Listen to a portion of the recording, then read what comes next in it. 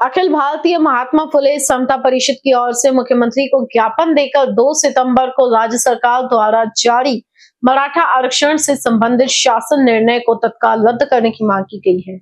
वर्धा जिला महिला जिला अध्यक्ष कविता मुंगले ने कहा कि ओबीसी वर्ग में पहले से ही 350 से अधिक जातियां शामिल हैं, जिन्हें अभी तक पर्याप्त प्रतिनिधित्व नहीं मिला है।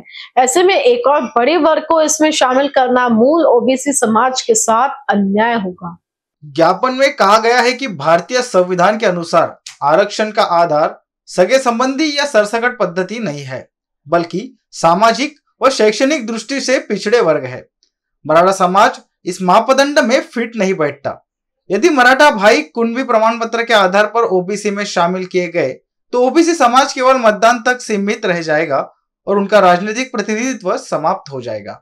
समता परिषद की माधवी देशमुख, वैशाली कुंभारे, योगिता ताराम, वनिता शिंदे, निरंजना मानकर, भारकर मुंगसे और सविता तळवळेकर ने इस आंदोलन को समर्थन दिया।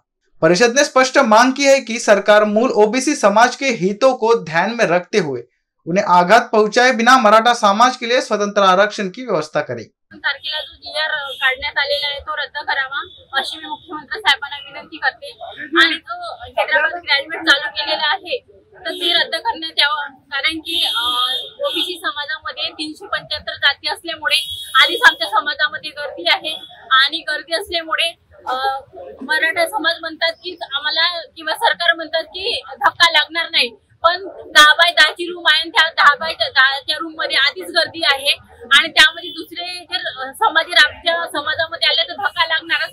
आमचा विरोध नाही की त्यांना आरक्षण नाही मिळावं म्हणून, पण आमचं असं म्हणणं आहे की आमच्या ओबीसी समाजाला धक्का नाही लागावं असं आमचं म्हणणं आहे। आदरणीय भुजबळ साहेब एकमेव नेते ओबीसीचे आज एल्गार सभा महाराष्ट्र गाजवत आहे आणि तसेच आमचा पाठिंबा प्रत्येक कार्यकर्त्यांचा आहे आणि आम्ही आज इथे जर हैदराबाद ग्रॅज्युएट जर रद्द केलं जर नाही तर आम्ही इथून मुंबई नाही तर दिल्लीपर्यंत जाणार, पण आमच्या समाजाला धक्का लागता कामा नाही।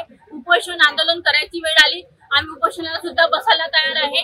मुख्यमंत्री साहेबांना विनंती आहे की आम्हाला चॉकलेट देऊ नका आणि आम्ही चॉकलेट सुद्धा घेणार नाही अशी मी त्यांना कळकळीची विनंती करते। इन बीसीएन न्यूज के लिए हिंगनघाट से रवि येनोरकर की रिपोर्ट।